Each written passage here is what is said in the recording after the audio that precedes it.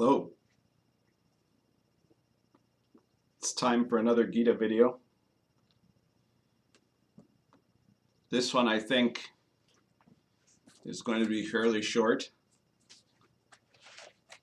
Even though it will actually be covering 5 verses. So we had left off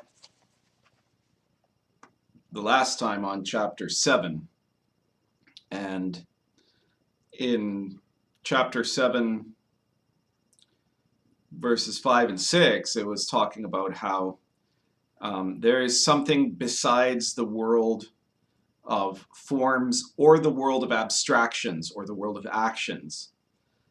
There is something that is above that, you could say. And it says, in this way, know that there are these forms whose intermingling produces all things. I encompass all creation and destruction in existence. And the I there is Krishna speaking as the embodiment of consciousness. So the divine is the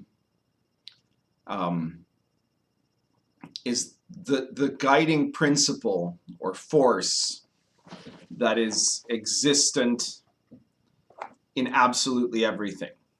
You know, everything has to be a part or an extension of the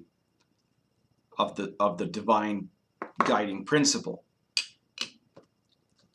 And here in this chapter,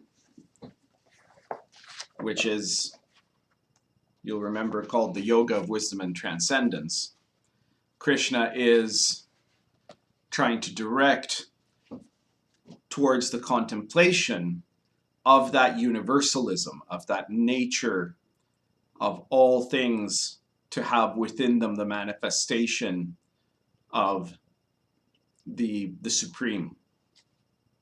So these are verses 7 to 11 of that chapter.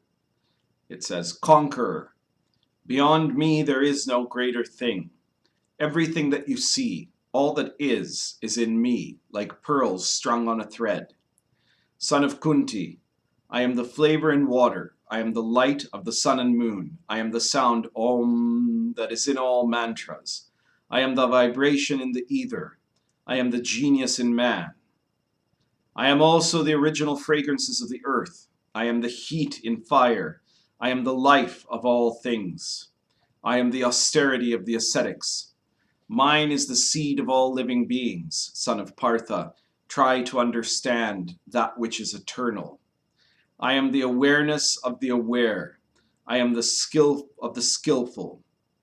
I am the strength of the strong, free of lust or attachment.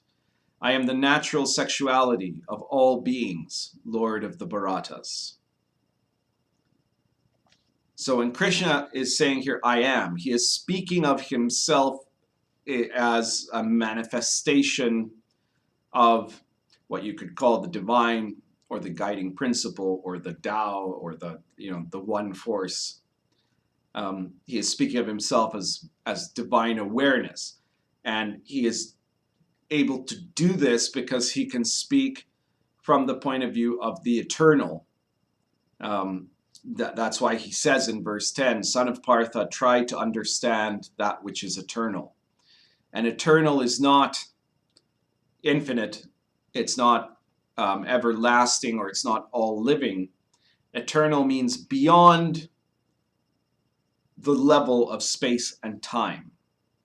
So if you're transcending, it means you're moving above in a perspective sense.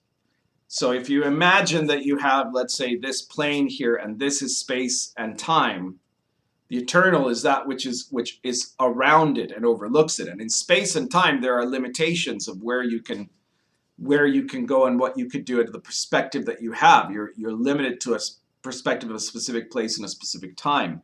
In the level of that is the eternal, all of that is visible at once. It's another dimension. It's the ability to to see that actually these different things, these different little things that might be in space and time that we think are all different are actually just one object, right? That are there, space-time, it's all together. So in that point of view of the eternal, it makes it clear that all things are inherently connected. They all have that uniting force that is the awareness of the eternal itself. So it's found in everything, in water and light and sound and intelligence, in qualities of strength and sexuality, in absolutely all things. And that's everything for this section, because after that the next verses start to talk about the Indian alchemical elements, and we'll go into that on the next time. So if you like this video, please share it, and feel free to subscribe and to like the video. That's always helpful. And if this is the first video you're watching, check out the different playlists on this channel for a variety of different lectures on different topics, including obviously the rest of the Bhagavad Gita playlist so far, which you might want to watch in order perhaps, or perhaps not, I don't know. And if you like, in the description below there's an option for signing up for a newsletter, I guess you could say, a mailing list, but it doesn't actually send you any mail, except maybe once in a blue moon it might send you a notification of something I'm doing. But it's largely defunct now, except that when you sign up, when you get the email, the initial email that you get when you sign up for it, there's a link there to a free PDF copy of my book, The Path and the Power, which is my translation and commentary on the Tao Te Ching. So if you like the I Ching and the Bhagavad Gita, you'll like that too, and it's free. Finally, if you're looking for a path of spiritual practice and discipline for self-transformation, be sure to check out the playlist of the Yi Fa Society. And if you find yourself interested, get in touch with me either here in the comments or on Facebook or wherever to apply to the Yi Fa Society. Thank you very much.